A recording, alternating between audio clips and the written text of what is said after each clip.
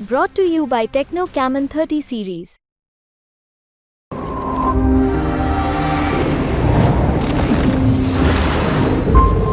भाजपा कांग्रेस की टक्कर गांवों और शहर में बदल गई। जिस दिन मुख्यमंत्री नायब सिंह सैनी आए और वे किसी गांव में नहीं गए, एक दर्जन घरों में चाय पीने गए। अगर हम रूरल वर्सेस शहरी की बात करें तो कांग्रेस कहीं ना कहीं जो है शहरी रूरल के अंदर मतलब ग्रामीण के अंदर कहीं ना कहीं आगे दिख रही है। मगर हम शहरी की अगर हम बात करते हैं तो बीजेपी आगे दिख रही है। करंट का जो मुकाबला है, फ्रंट चल रहा है, 1 to 1 neck to neck competition आप इसे कह सकते हैं, बीजेपी वर्सेस कांग्रेस। हिसार लोकसभा का चुनाव संपन्न हो चुका है। सभी लोग अपनी अपनी प्रतिक्रियाएं दे रहे हैं। हिसार में जो वरिष्ठ पत्रकार हैं, इनसे हम बातचीत करेंगे कि चुनाव के बाद जो कैसा सिनेरियो देखते हैं, किस किस की टक्कर मानते हैं।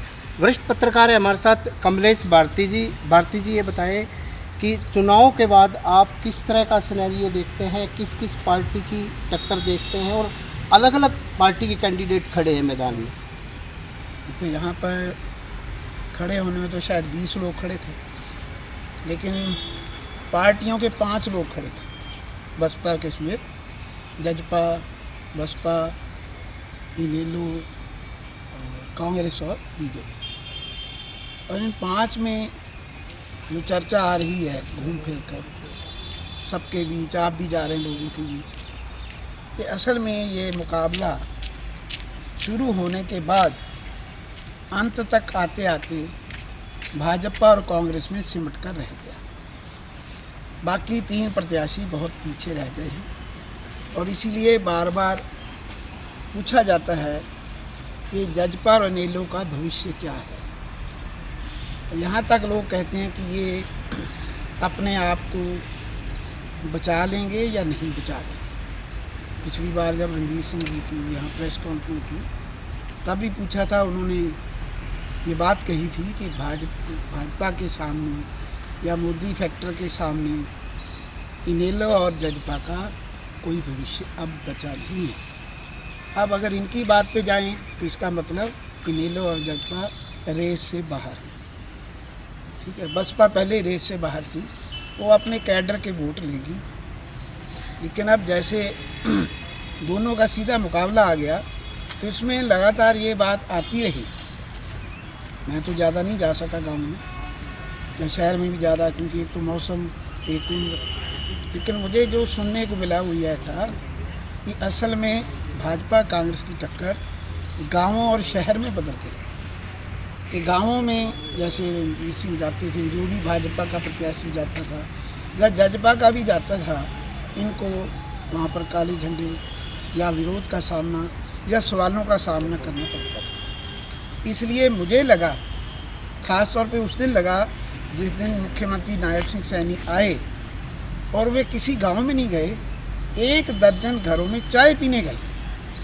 तब मेरे पत्रकार के रूप में एक स्मेलिंग पावर आई कि असल में इन्होंने गांवों की लड़ाई थोड़ी कम कर दी या छोड़ दी, शहरों को केंद्रित कर लिया कि हम शहरों में वोट लेने की कोशिश करें, गांव में अपनी शक्ति ज़्यादा ना लगाएं। हालांकि गए गांव में, लेकिन उस तरह से नहीं गए जैसे आप समझें कि किसी को टक्कर देने जा रहे। वहाँ पर औपचारिकता पूरी करने जाते रहे और किसानों के सवालों से जितना बच सकते थे उतना बचते रहे।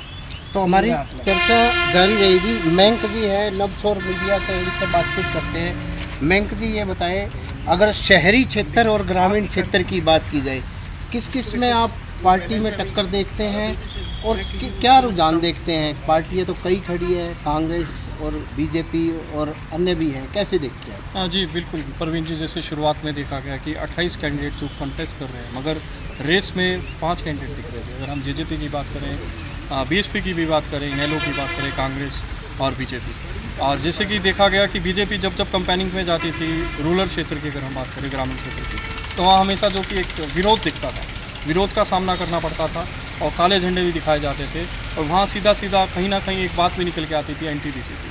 और अगर हम बीजेपी की अर्बन एरियाज़ की बात करें, शहरी की बात करें, वहाँ कहीं ना कहीं बीजेपी आगे दिख रही है। अगर हम रूरल वर्सेस शहरी की बात करें तो कांग्रेस कहीं ना कहीं जो है शहरी रूरल के अंदर मतलब ग्रामीण के अंदर कहीं ना कहीं आगे दिख रही है। मगर हम शहरी की अगर हम बात करते हैं तो बीजेपी आगे दिख रही है। और कहीं ना कहीं जो निगाहें टिकी हुई है बीजेपी की हिसार शहरी से, बरवाला शहरी से और आपकी हांसी शहर से उनको काफ़ी उम्मीदें हैं कि लीड लेने की उम्मीदें हैं।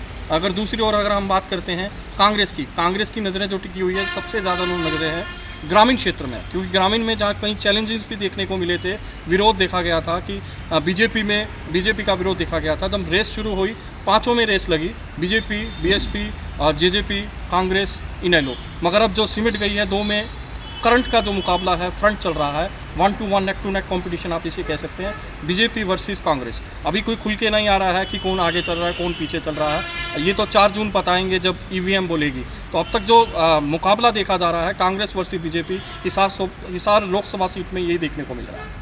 तो आगे चर्चा जारी रहेगी। राजेश्वर बेनीवाल है, वरिष्ठ पत्रकार है, हमारे साथ जुड़े। राजेश्वर जी, आप ये बताएं, हिसार लोकसभा का जो क्षेत्र है, जातीय समीकरण के हिसाब से वोटों का क्या रुझान रहेगा?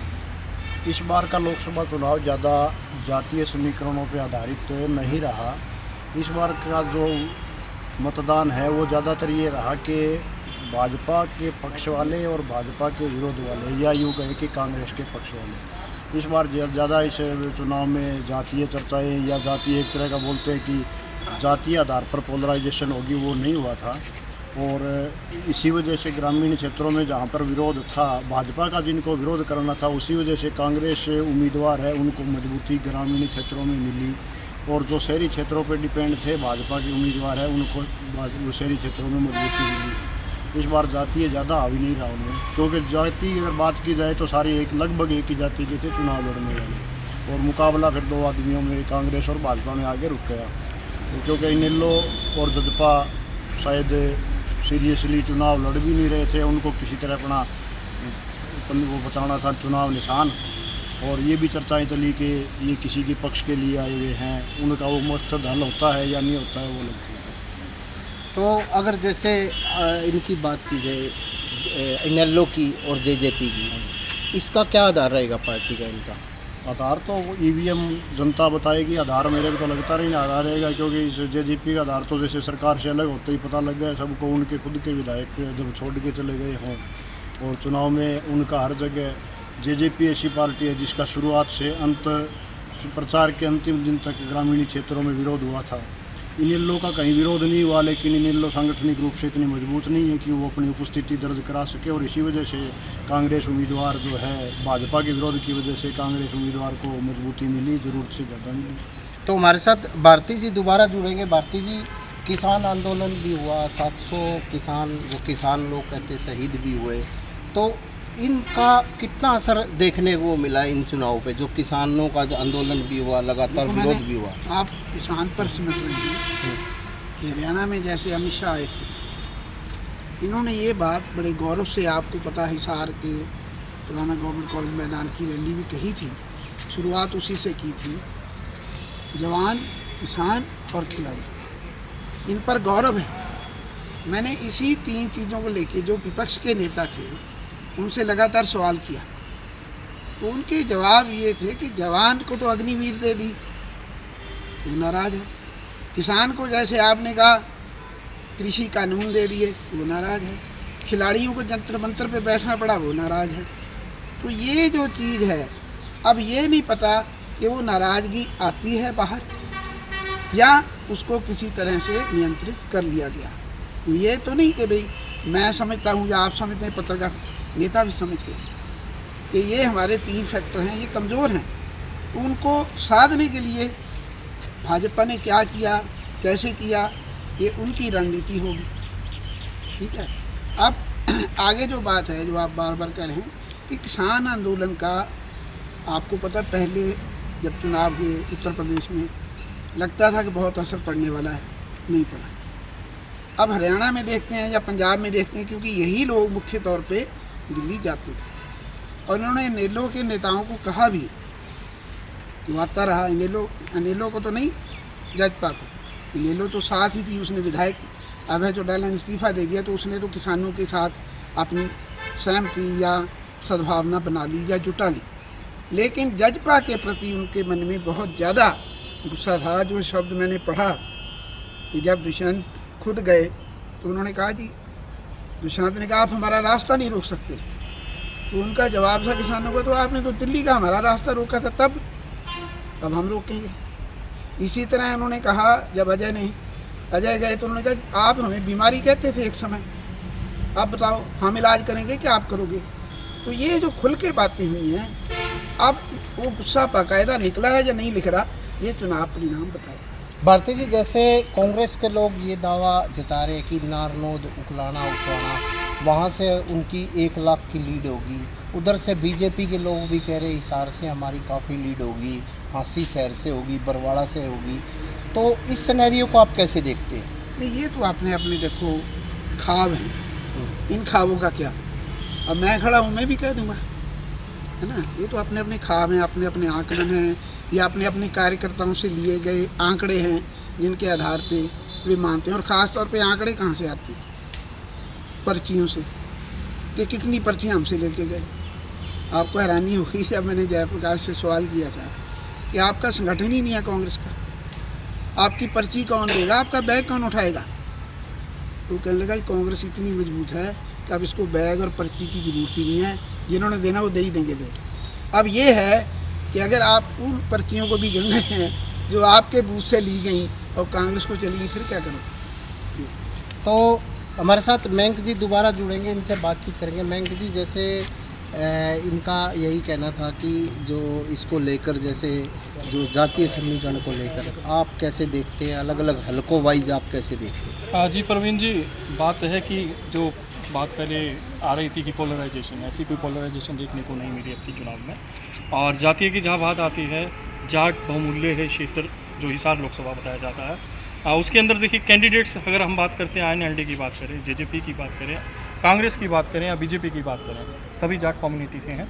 और ये देखा जा रहा था कि एक तरफ जो वोटिंग है जाएगी, मगर कहीं ना कहीं ये देखने को मिल रहा है कि पूर्ण रूप से जो एक तरफ जो जाति है उसका इफ़ेक्ट नहीं हुआ। अगर हम केवल एक की बात नहीं करते हैं, हम ब्राह्मण समाज की भी बात करें तो ये नहीं देखने को आपको लगेगा कि एक ही तरफ जो है वोटिंग की गई है। वो अभी क्या है, आकलन समझ में नहीं आ रहे हैं, वही मैं आपको बार बार यही बताऊंगा। खुल के जो एनालिसिस है नहीं आ रहा है कि पहले जो इलेक्शंस में देखा जाता था कि एक जातीय समीकरण बनता था, कहीं ना कहीं पोलराइजेशन भी देखने को मिलती थी, मगर अब जो है वैसा देखने को नहीं मिल रहा है। इससे यूँ से समझ में आ रहा है कि खुल के जो एक कास्टिज़म फैक्टर है वो नहीं आया है कि एक तरफा वोट जाएंगे, अभी ऐसा कुछ नहीं दिखा। हम जाटिज़म की बात करते हैं या हम ब्राह्मण की बात करते हैं, ऐसी कम्युनिटी की बात करते हैं, क्योंकि डिवाइड हो गए हैं सभी, तो उसमें हम खुल के बात नहीं कर पाएंगे कि एक स्पेसिफिक जो कम्युनिटी है, स्पेसिफिक कास्ट है कि एक तरफ जा रही है। इससे ये जाहिर हो रहा है कि अभी जो इलेक्शन है, खड़ा मुकाबला है कांग्रेस वर्सेस BJP हिसार लोकसभा की बात।